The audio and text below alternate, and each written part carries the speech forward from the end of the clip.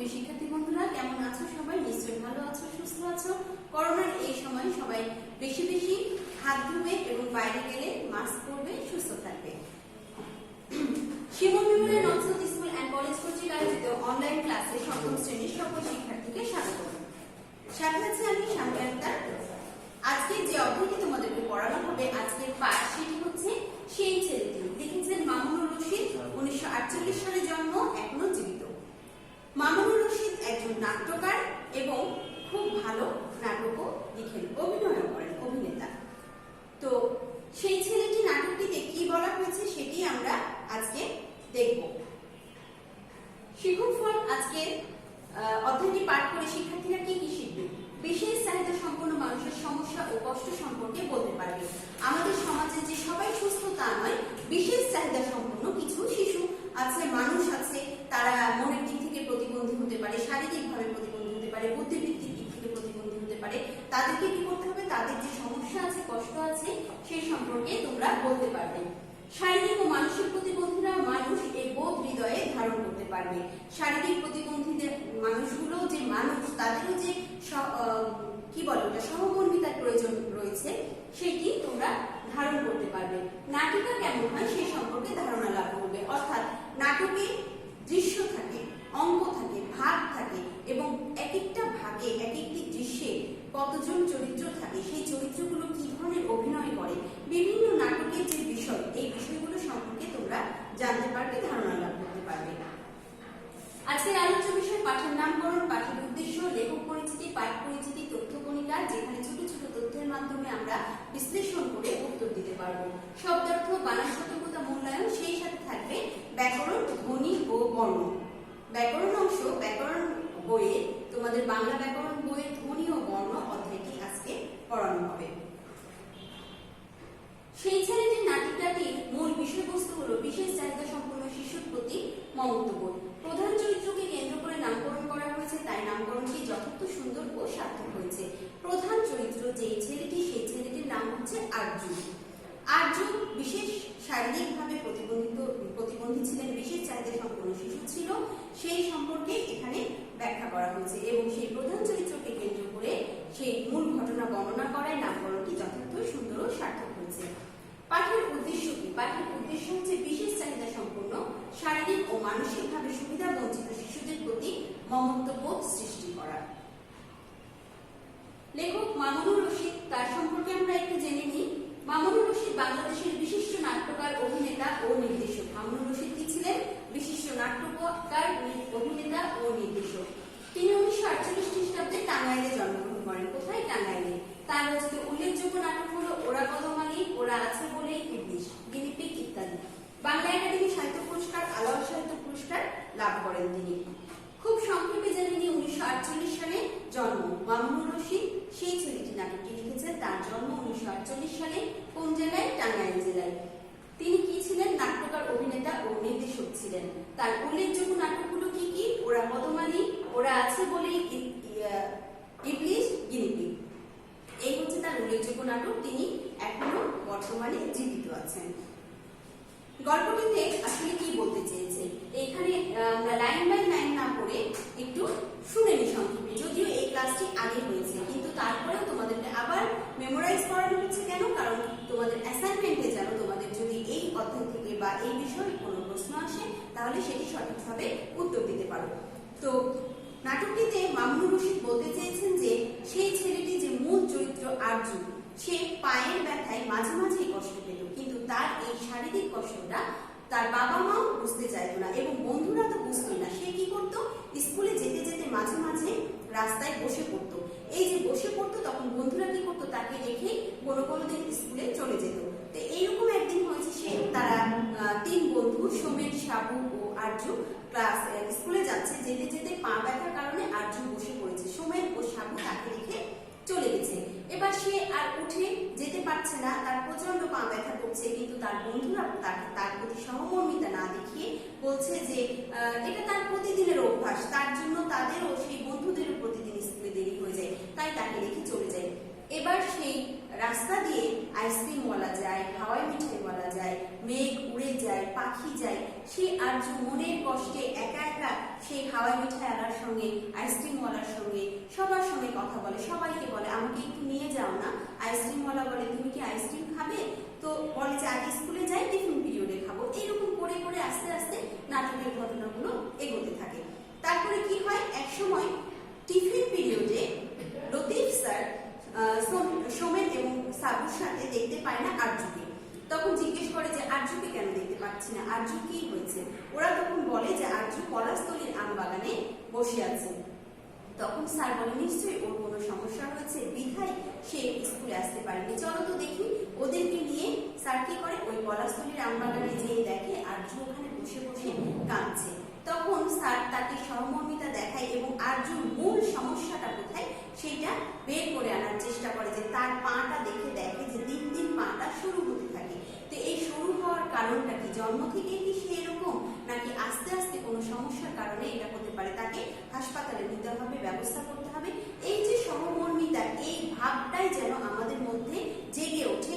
এই মূল ভাবটা জাগিয়ে তোলার জন্য মামুনুর রশিদ নাটকটি লিখেছেন এবং মূল ভাবটা আমাদেরকে উপলব্ধি করতে বলেছেন। তো এই ছিল মূল গল্প এবং পাঠ পরিচিতি।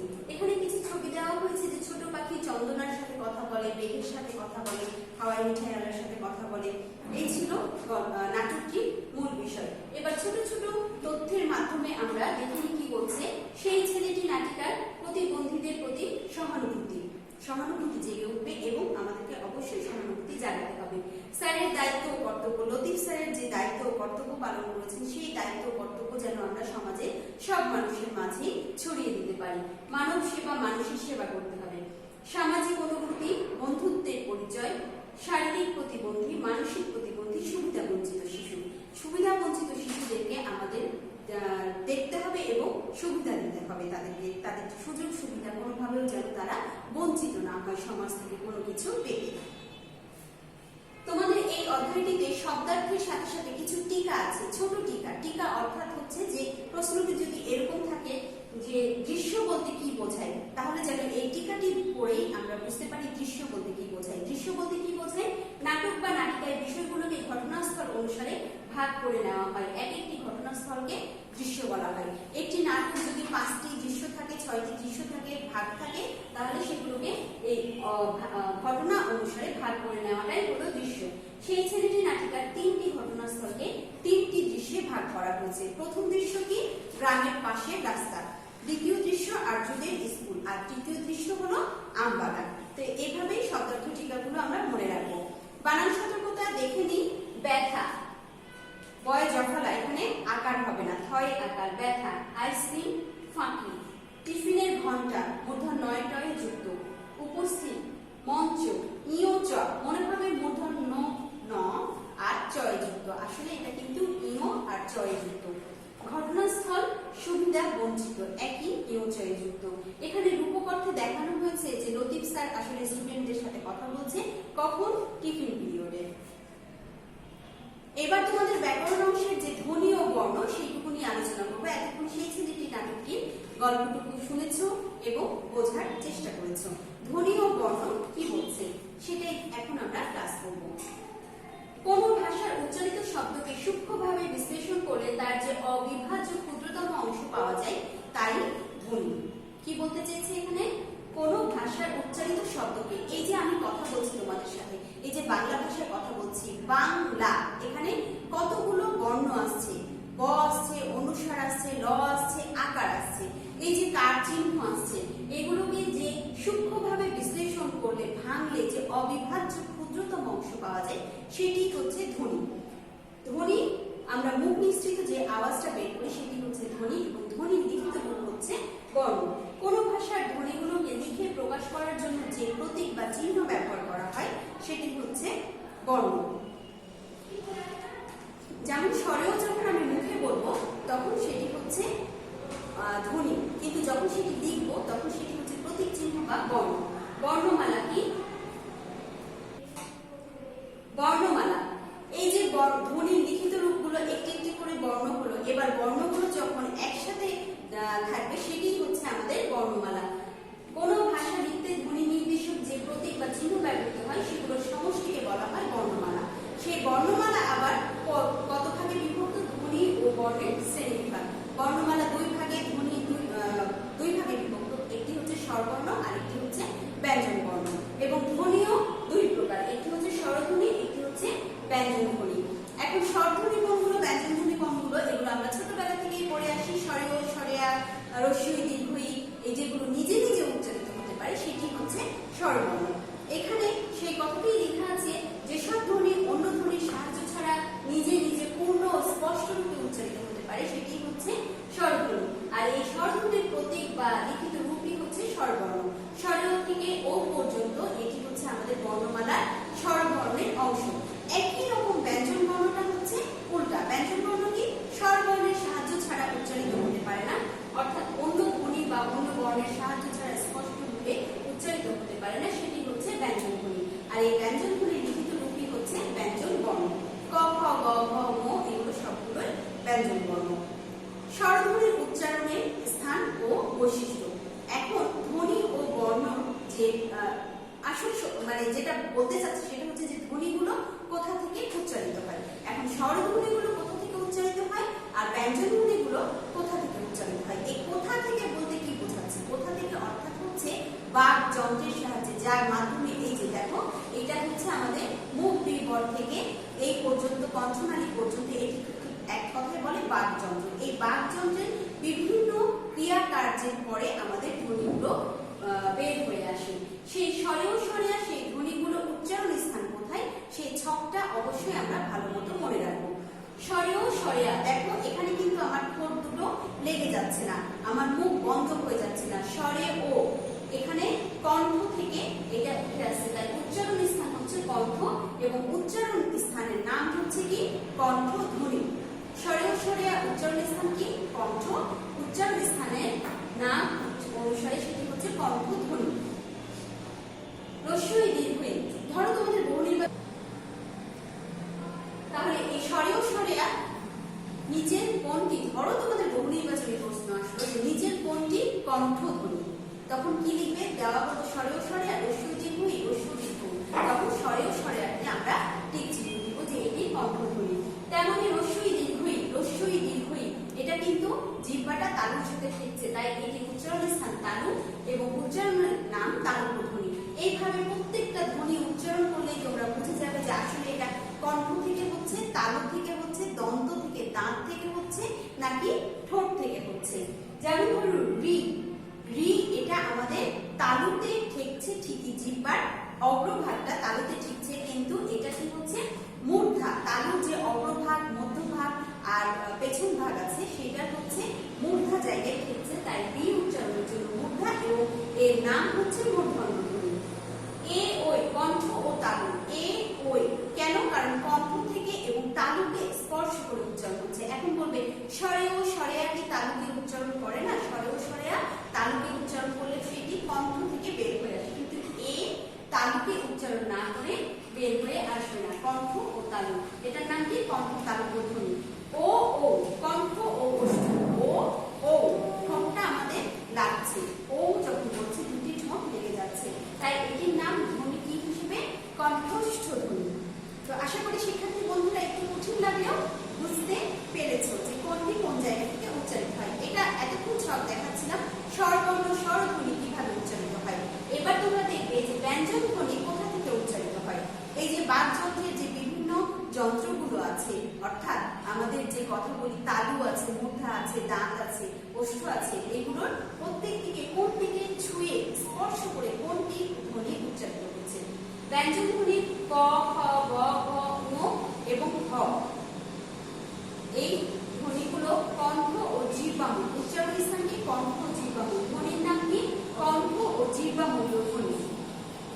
চ, ছ, বর্গীয় জ, ঝ, ঞ, অন্তস্থ অ, তালব্য স, এগুলো সবগুলোই উচ্চারণ স্থান হচ্ছে তালু এবং এগুলোকে কি বলে? তালব্য ধ্বনি বলে। এবার দেখো ট, ঠ, সবগুলো এক জায়গা থেকে উচ্চারণ হবে। দেখো আমি যখন বলবো ক, খ, গ, তখন আমার কি হচ্ছে? দুটি ঠোঁট লাগছে, কিন্তু যখন আমি বলছি ট, ঠ, তখন জিহ্বার অগ্রভাগটা কি হচ্ছে? তালুর মূর্ধা জায়গায় লাগছে, তাই এই বর্ণগুলোর উচ্চারণ স্থান হচ্ছে মূর্ধা এবং ধ্বনির উচ্চারণ স্থান অনুসারে নাম মূর্ধন্য ধ্বনি। ত, থ, দ, ধ, দন্ত, ন, দাঁতের সামনের জায়গাটা লিখছি, দেখো ত, আমার ঠোঁটটা কিন্তু বন্ধ হচ্ছে না। তাহলে এই যে ত থ দ থ দন্ত, এবং এটার নাম হচ্ছে কি দন্তধ্বনি। এই ধ্বনিগুলোর নাম কি দন্তধ্বনি। প ফ ব ভ ম, যেটা আগেই বলেছি ওষ্ঠধ্বনি, ঠোঁটের কাজের মাধ্যমে বের হচ্ছে, এই ধ্বনিগুলোর নাম হচ্ছে কি ওষ্ঠধ্বনি। তাহলে স্বরধ্বনি উচ্চারণের স্থান এবং ব্যঞ্জন ধ্বনি উচ্চারণের স্থানটি আমরা দেখে নিলাম। এবার আরেকটি বিষয় আমাদের দেখার আছে, সেটি হচ্ছে আসলে কি ব্যাকরণের জানার কোনো শেষ নেই। যতই জানবে ততই দেখবে যে ভেতরে প্রবেশ করতেই আছো, তারপরেও অল্পের মধ্যে যতটুকু ভালো জানা যায়।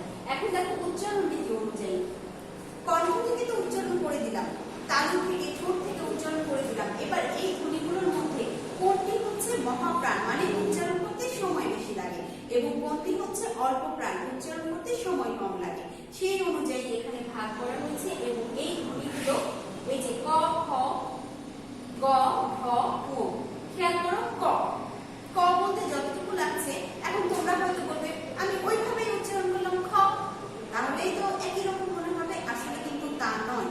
খ, দেখো সত্যিকার ভাবে যদি উচ্চারণ করতে চাও তাহলে হবে খ, অর্থাৎ আমার একটা ঘর্ষণ লাগছে, একটু সময় বেশি লাগছে। তো সেই বিভাজন থেকেই অল্প প্রাণ মহাপ্রাণ ধ্বনিগুলো ভাগ করা হয়েছে, এবং সেগুলোকে অঘোষ বর্ণ ও ঘোষ বর্ণেও ভাগ করা হয়েছে। এখন অঘোষ বর্ণ কোনটি, যেটি উচ্চারণের সময়, তাহলে ক খ গ ঘ ঙ এগুলো কি কণ্ঠধ্বনি, চ ছ বর্গীয় জ ঝ ঞ এগুলো তালব্য ধ্বনি, এবং এগুলো উচ্চারণ করলে চ বলতে অল্প সময় লাগে, ছ বলতে বেশি সময় লাগে, ঘর্ষণ হয়ে উচ্চারিত হয় তাই। ব্যঞ্জন ধ্বনির শ্রেণী বিভাগ। স্বরধ্বনির শ্রেণী বিভাগ কি? স্বরধ্বনি দুই প্রকার, হর্ষধ্বনি আর দীর্ঘধ্বনি। ব্যঞ্জন ধ্বনি তিন প্রকার। তিন প্রকার কি কি? উচ্চারণ বৈশিষ্ট্য অনুসারে ব্যঞ্জন ধ্বনি তিন প্রকার। একটি হচ্ছে স্পর্শধ্বনি, অন্তঃস্থ ধ্বনি, ঊষ্মধ্বনি। স্পর্শধ্বনি কোনগুলো? ক থেকে ম, এই 25টি বর্ণকে স্পর্শধ্বনি বলে। আর অন্তঃস্থ ধ্বনি যেগুলো হচ্ছে অন্তঃস্থ ধ্বনি, অন্তঃস্থ জ র ল এগুলো হলো অন্তঃস্থ ধ্বনি। আর ঊষ্মধ্বনি হচ্ছে যেই ধ্বনিগুলো উচ্চারণ করতে একটি আওয়াজ আসে, এটি হচ্ছে ঊষ্মধ্বনি। এগুলোর আরেকটি নাম হচ্ছে শীষ ধ্বনি। এখানে ওই বর্ণনাটা দেয়া আছে যেটা আমি বলছিলাম, স্পর্শধ্বনি কাকে বলে? যেসব ব্যঞ্জনধ্বনির উচ্চারণে জীব মুখের ভেতরে কণ্ঠ, স্পর্শধ্বনি যেটি বললাম যে ক থেকে ম পর্যন্ত 25টি ধ্বনিকে কি বলে? স্পর্শধ্বনি বলে। আর অন্তঃস্থ ধ্বনি তো বললাম যে অন্তঃস্থ জ র ল, অন্তঃস্থ ব এগুলো হচ্ছে অন্তঃস্থ ধ্বনি। ঊষ্মধ্বনি যেগুলো উচ্চারণ করতে কি হয়? ঘর্ষণ প্রাপ্ত হয়, সেগুলোকে ঊষ্মধ্বনি বলে। কোথাও বাধা না পেয়ে ব্যঞ্জনধ্বনি কি হয়? ফুসফুসের সাহায্যে যে বাতাস বের হয়, সেই বাতাসে বাধাপ্রাপ্ত না হয়ে কেবল ঘর্ষণ প্রাপ্ত হয়, সেগুলোকে ঊষ্মধ্বনি বলে। তালব্য স, মূর্ধন্য স, দন্ত স, হ এই তিনটিকে একসাথে শীষ ধ্বনিও বলা হয়। এই তিনটি অর্থাৎ হচ্ছে তালব্য স, মূর্ধন্য স, দন্ত স, এই তিনটিকে একসাথে শীষ ধ্বনি বলা হয়। তো এতক্ষণ আমরা কি কি পড়েছি? সেই ছেলেটি নাটকটি পড়েছি, আর ধ্বনি ও বর্ণ ক্লাসটি করেছি। এখন সেই ছেলেটি নাটকের মূল্যায়নের প্রশ্নগুলো দিব। আরজুর কোথায় ব্যথা? আরজুর পায়ে ব্যথা। আরজু পাখিকে নিচে নামার জন্য অনুরোধ করছে কেন? আরজু কোন পাখিকে? চন্দনা পাখি, ছোট পাখিকে নিচে নামার জন্য অনুরোধ করছে যেন তাকে স্কুলে পৌঁছে দিয়ে আসে। মামুনুর রশিদ কোন জেলায় জন্মগ্রহণ করেন? মামুনুর রশিদ টাঙ্গাইল জেলায় জন্মগ্রহণ করেন। মামুনুর রশিদ কোথায় জন্মগ্রহণ করেন? টাঙ্গাইল জেলায় জন্মগ্রহণ করেন। ওরা কদমালী নাটকটি রচয়িতা কে? ওরা কদমালী নাটকটি রচয়িতা মামুনুর রশিদ। মামুনুর রশিদ কি ছিলেন? নাট্যকার ছিলেন, চিত্র অভিনেতা ছিলেন। তো শিক্ষার্থী বন্ধুরা, নিশ্চয়ই তোমরা আজকের ক্লাসটি বুঝতে পেরেছো। কোনো সমস্যা হলে অবশ্যই হোয়াটসঅ্যাপে জিজ্ঞেস করবে। সবাই সুস্থ থাকবে, নিরাপদে থাকবে, ভালো থাকবে। পরবর্তী ক্লাস দেখার আমন্ত্রণ জানিয়ে এখানেই শেষ করছি। আগামী দিন তোমাদের 16 একটি মুজিবরের থেকে এবং ব্যাকরণ শব্দ গঠনের উপরে ক্লাস হবে। সবাই ভালো থাকবে। ধন্যবাদ সবাই।